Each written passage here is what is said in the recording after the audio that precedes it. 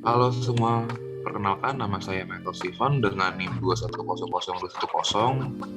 Dan saya Muhammad Fahri Najmi Al-Farabi dengan NIM 2102627. Di sini kami akan menjelaskan tentang Jaringan komputer dan internet. silakan mendengar. Terima kasih. Sebelum lebih lanjut lagi, kita harus mengerti dulu apa sih pengertian dari jaringan komputer.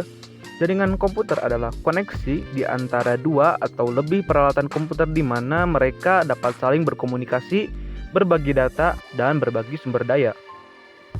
Berdasarkan pemaparan tersebut, kita dapat menyimpulkan bahwasanya jaringan komputer itu membutuhkan koneksi antara satu sama lain, yang dimana dalam menghubungkan komputer antara satu dengan yang lainnya itu terdapat beberapa jenis macamnya, atau biasa juga disebut dengan topologi jaringan komputer. Topologi jaringan merupakan layout atau tata letak bagaimana komputer atau peralatan jaringan saling terhubung dan berkomunikasi di antara mereka. Topologi jaringan memiliki berbagai macam bentuk atau layout.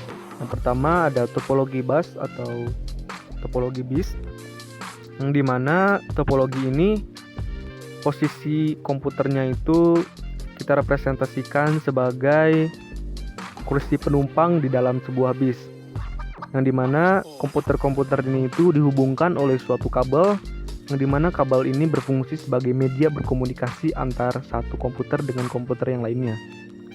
Bentuk kedua ada ring atau cincin, yang dimana setiap perangkat itu memiliki dua tetangga yang bertujuan untuk berkomunikasi. Maksud dua tetangga itu karena berbentuk lingkaran, jadi satu komputer itu memiliki pasangan untuk berkomunikasi di searah jarum jam dan satu lagi di searah awan jarum jam.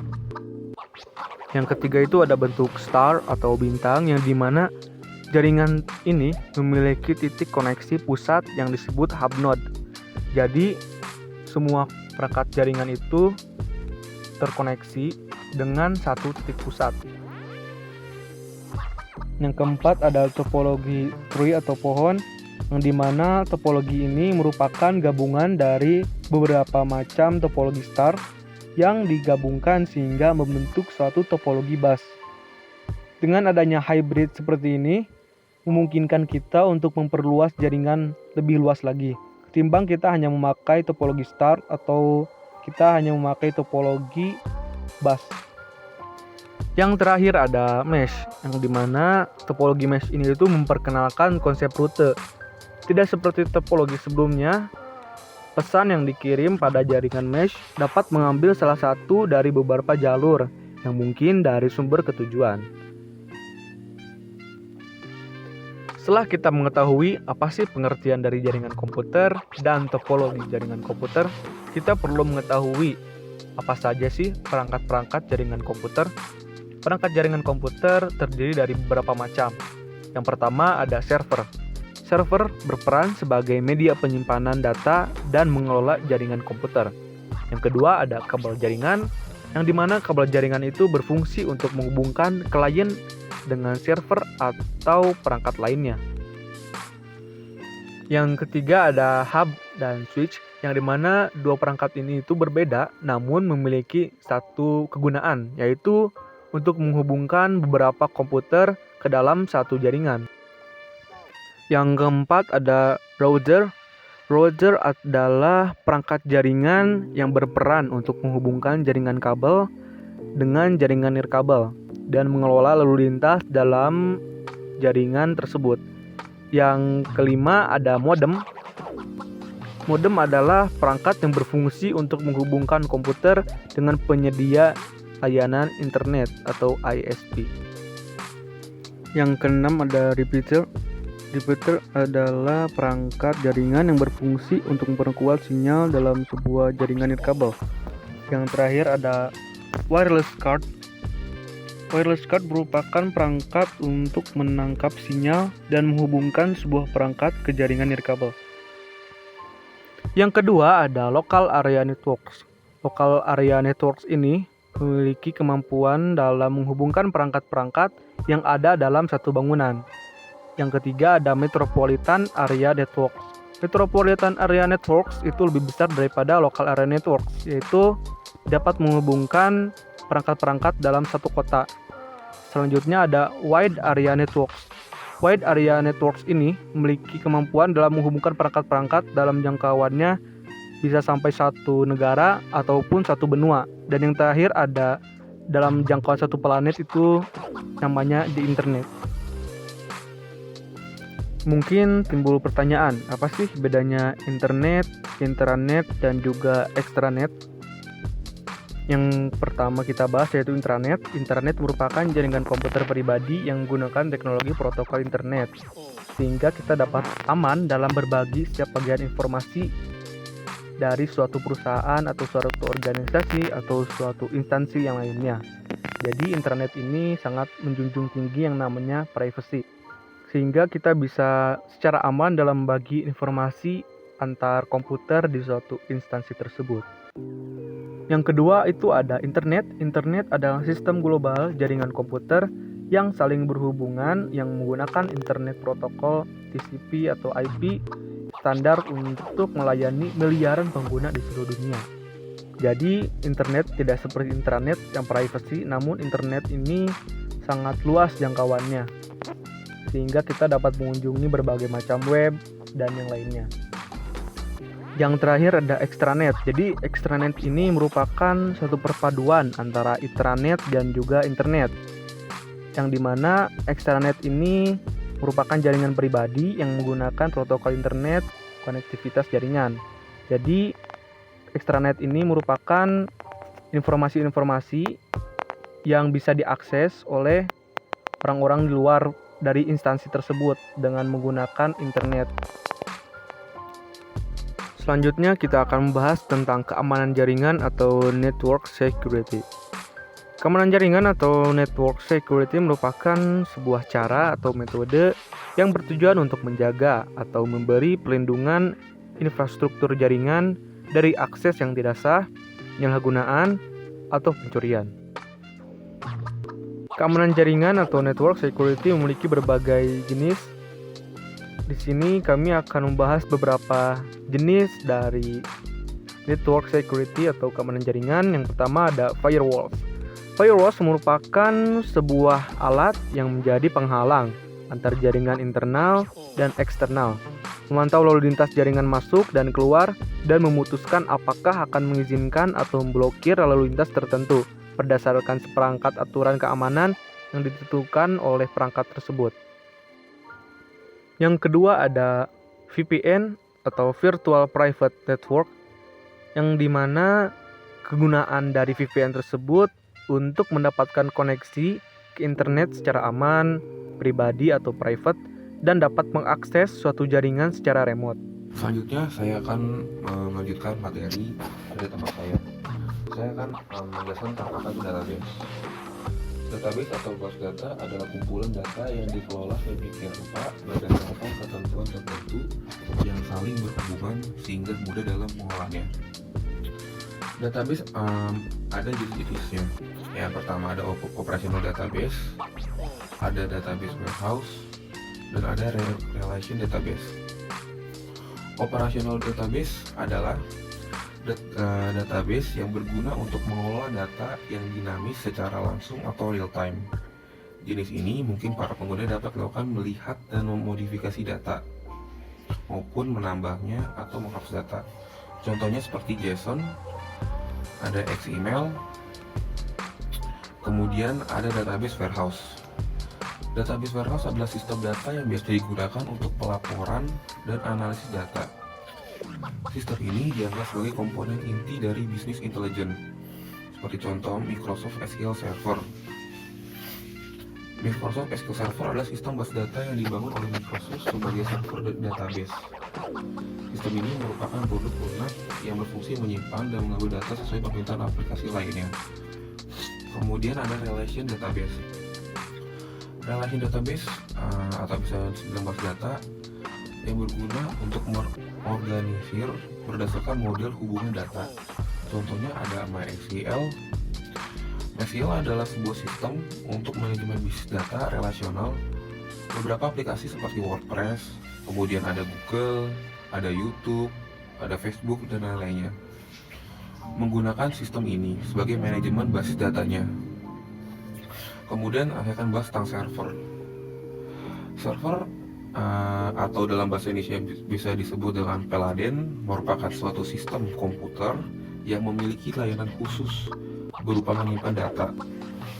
Data yang disimpan melalui server berupa informasi dan beragam jenis dokumen yang kompleks di dalamnya.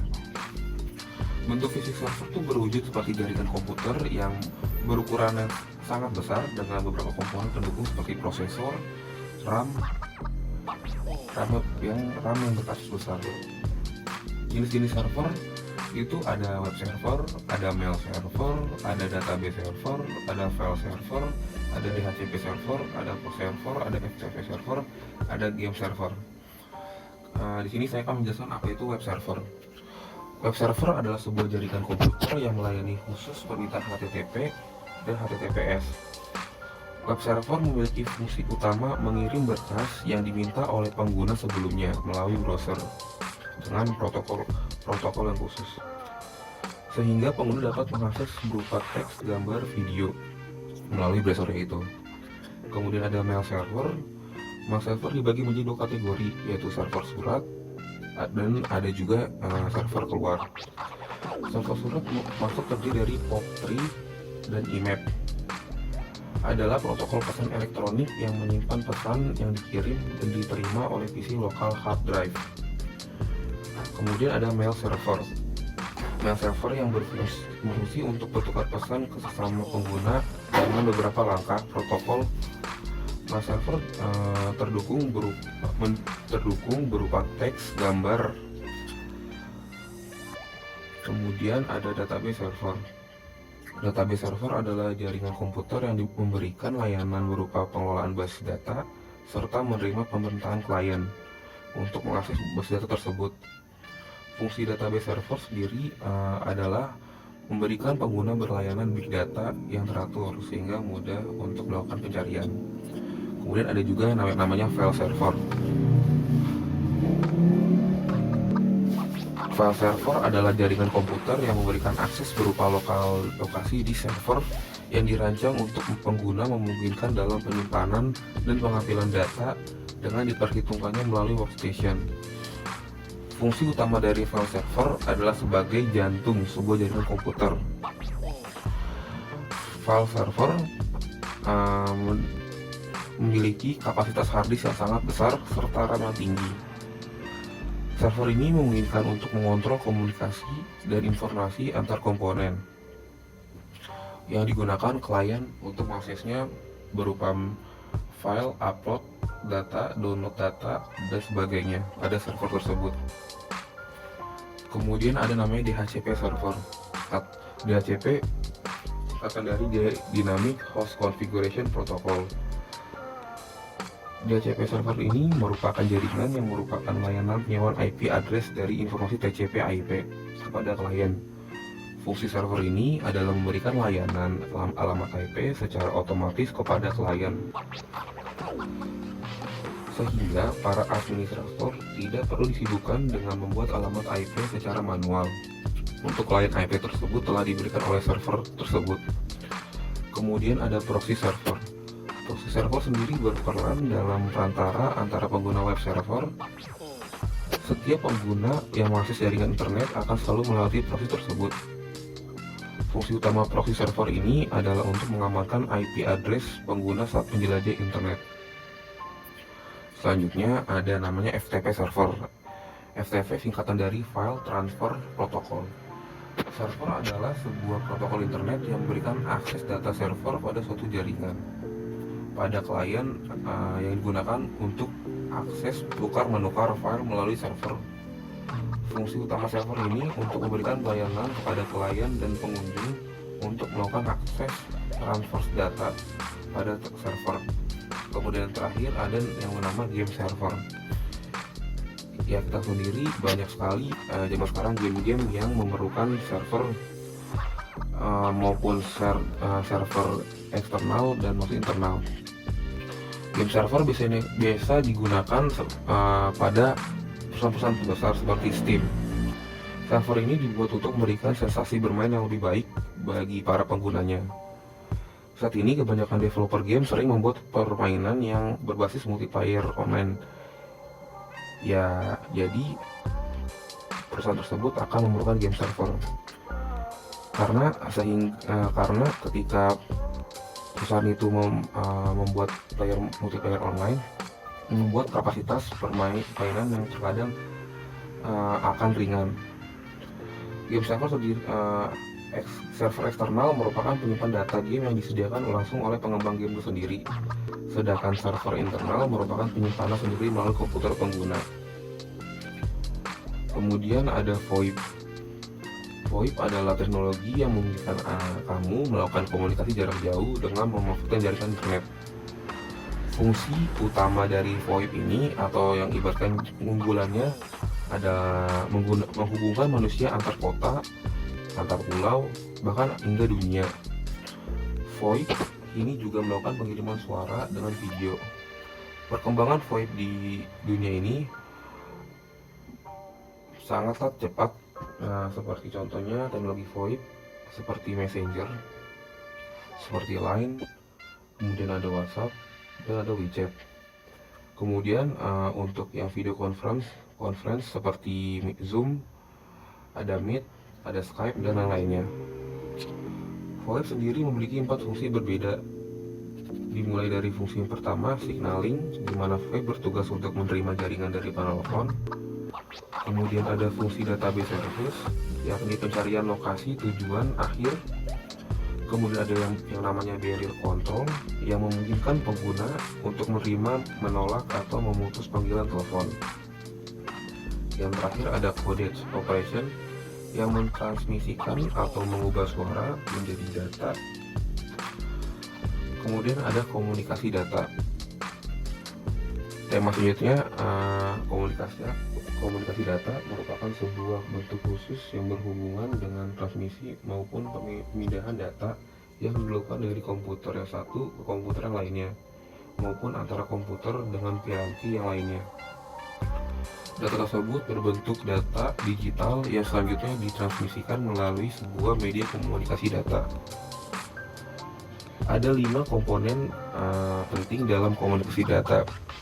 Yang pertama sumber data, ada transmitter, ada sistem transmisi, dan penerima, dan yang terakhir pengirim.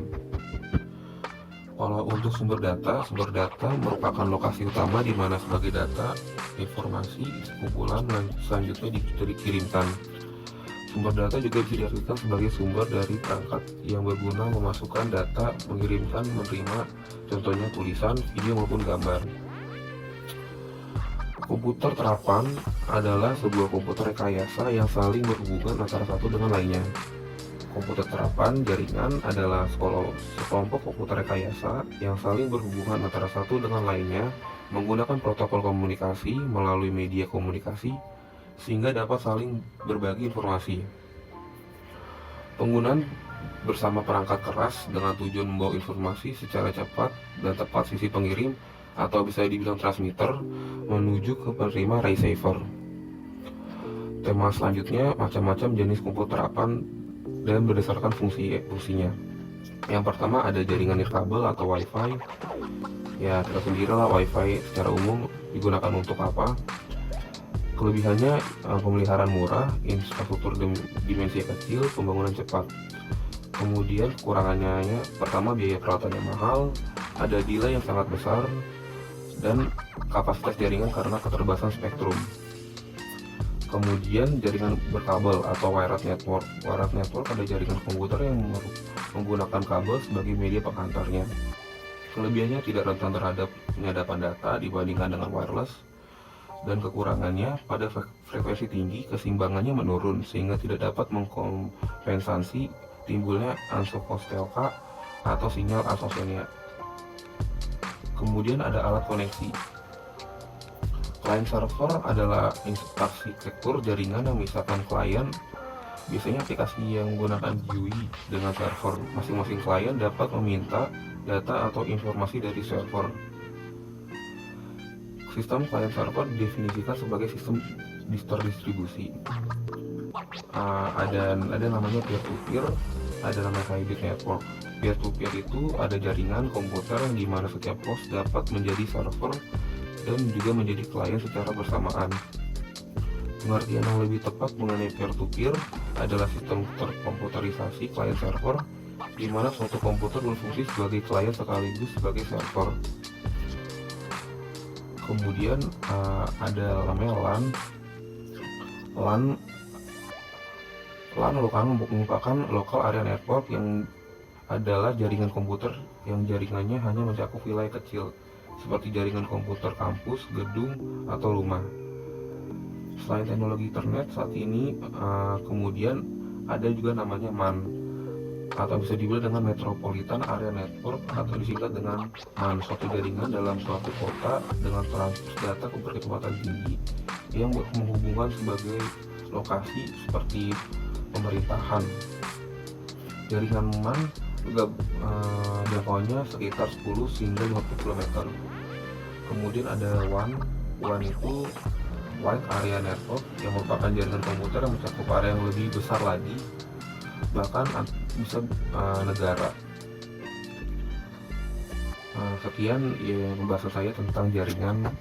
Mungkin cukup sekian dari kami. Mohon maaf bila ada salah kata.